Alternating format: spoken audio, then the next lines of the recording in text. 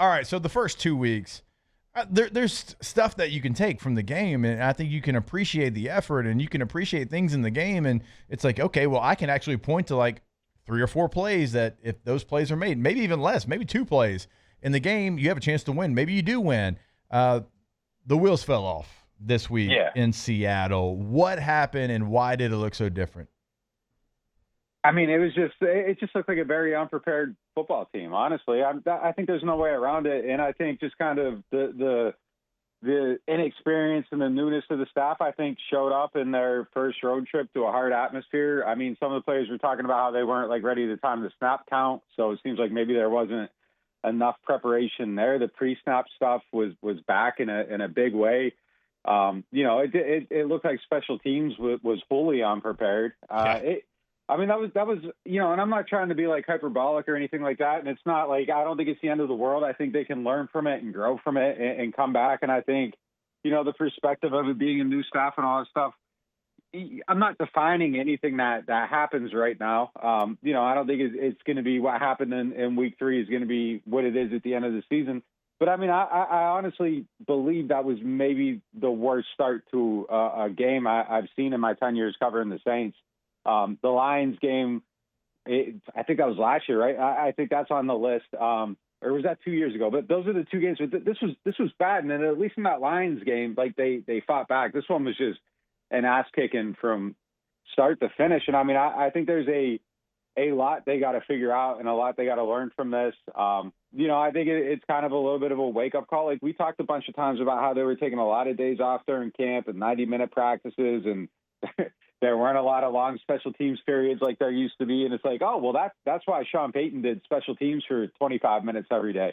And I'm sure the players love it, on August 13th when they're not standing out there in 125-degree heat for 25 minutes watching, JT Gray cover punts and they're just standing there sweating, wasting time. Like, I'm sure it's an amazing atmosphere. But then when you get into September and you have block punt return for touchdown in a literal 6-minute, like real life 6-minute period of time, I think it feels a little bit different. So I think it was just a game that, I think this is one where if you treat it like the smelling salts came out and you kind of, got to reevaluate and you're honest about it. I think it can be probably a good thing in the early tenure of a coach. It can be, and 20 years, if he has a successful career, this might be the thing they put in his episode of a football life of, the turning point or something. But like, you got to treat it like that. And you got to let it become that. And I think that there's a lot they got to fix in a hurry. And I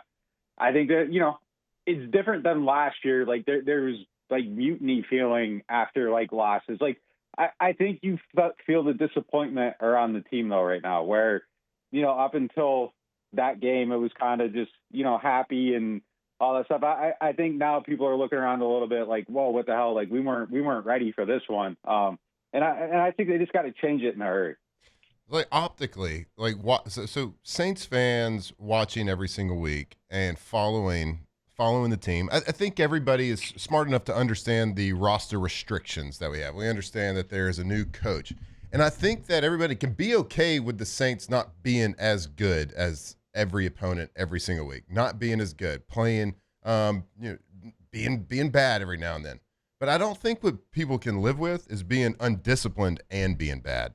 And so that is what we saw. We're talking about 11 penalties. We're talking about special teams, like just terrible mistakes. So like, how do they fix that? Is that a Kellen Moore issue? Is it a culture issue? Is it a leadership issue?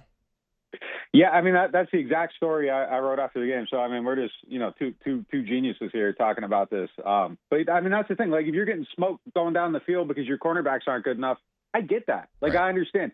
If you can't block because you have awesome Richards and Torricelli Simpkins out there, I'm not sweating that. I'm not killing them for giving up pressures. Like awesome Richards gave up I think 8 pressures in that game. Like that's what you expect. Like that isn't coaching. That's just like, hey, they aren't good enough. And that's what happens in a rebuild. Like you tear it down to the studs and now all of a sudden you're finding like the black mold that was behind the drywall. Like that's just what it is. Like people expect it. Everybody understands that. But yeah, it's this stuff that is preventable where, and I think it's just spending more time on it, honestly. Like I know they've They've done a lot. They've had officials around in that. But, like, this is 2 out of 3 games. And in week 1 when it happened, it was kind of like, all right, well, hey, look, new coach, he'll learn from it. And it felt like he did a little bit in week 2, and then you're right back to it in week 3. So I think it's something with their process. Like, the thing is, with these practices is I used to see, and it was so, like, frustrating to watch sometimes, like, how often Sean Payton would stop a play. And, like, he would just stop it dead in its tracks. Hey, your split's off. And, like,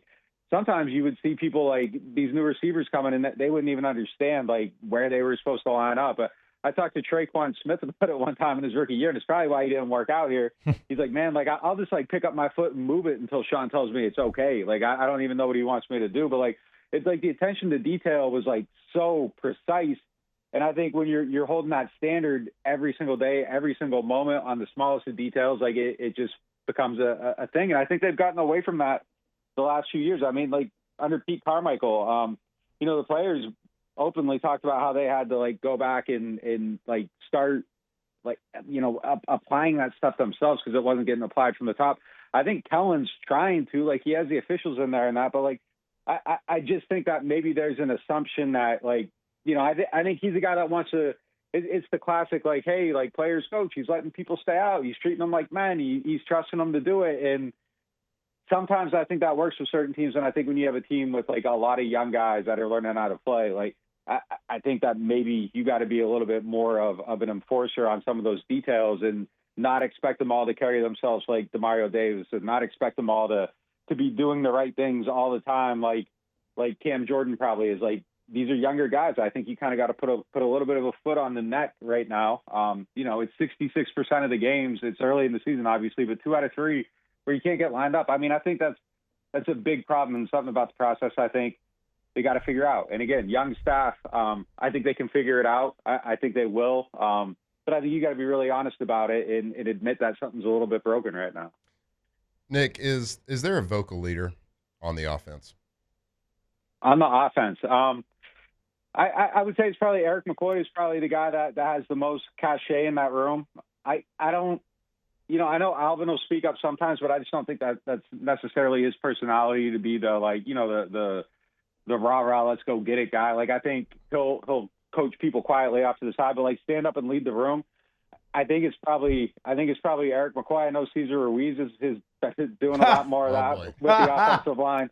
Yeah, he's kind of like a vet in that room, and the young guys bring him up all the time. But I think it's those 2 guys. Like, I think they're kind of the vets on the team right now. I can say this. It doesn't matter how many years you've played in the league, and Nick, you know this. You've been around the NFL long enough.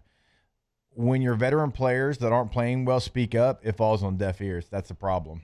That's a big problem. Because you're like, wait a minute, hold up. I'm back here and I'm playing running back, and I'm, whoever, Kendre Miller, and I saw you miss those 3 blocks when you were at guard. So why am I going to listen to you? And you don't even try to do it. It just organically kind of happens and comes into your mindset. I'm sleeping on Brandon Cooks too. He's another one that like everybody kind of points out to as like being like an important culture guy and all that stuff too. But again, not a guy that's making a ton of plays right now. Somebody on that offense needs to be an asshole. Can Spencer, like, I want Spencer to be that, but he's not right now. And it's like, can he be? Because I understand where he's at. He's he's got it in him, but you have to earn that right. But nobody's earned that right. Somebody's got to do it. It's a great point. Yeah, I mean, Spencer definitely has the personality to be that type of guy. But yeah, I think he probably has to earn a little bit more cachet in the room. Yeah, I don't know where it would come from. It's a lot of very, very nice people. And sometimes a vocal leader on an offense is a coach. Sometimes it's a hard-nosed offensive line coach. That's the vocal leader. That's going to push everybody, put the fear of God in people. Like there always has to be somebody. It might be a head coach, it might be a quarterback's coach, offensive coordinator. Yeah. It could be a player. It's got to come from somewhere. And again, I think on the offensive side of the ball, you got a lot of really good offensive minds, but it seems like, just like you said, everyone's really nice. Nuts definitely has that. He'll put a little bit of fear in you. Like he's one of those guys too. Yeah, he's one of those guys too. Even like in a press conference, there's sometimes someone you're like, man, like I got to think about how I ask this because like he could bite my head off. Like he kind of has that energy.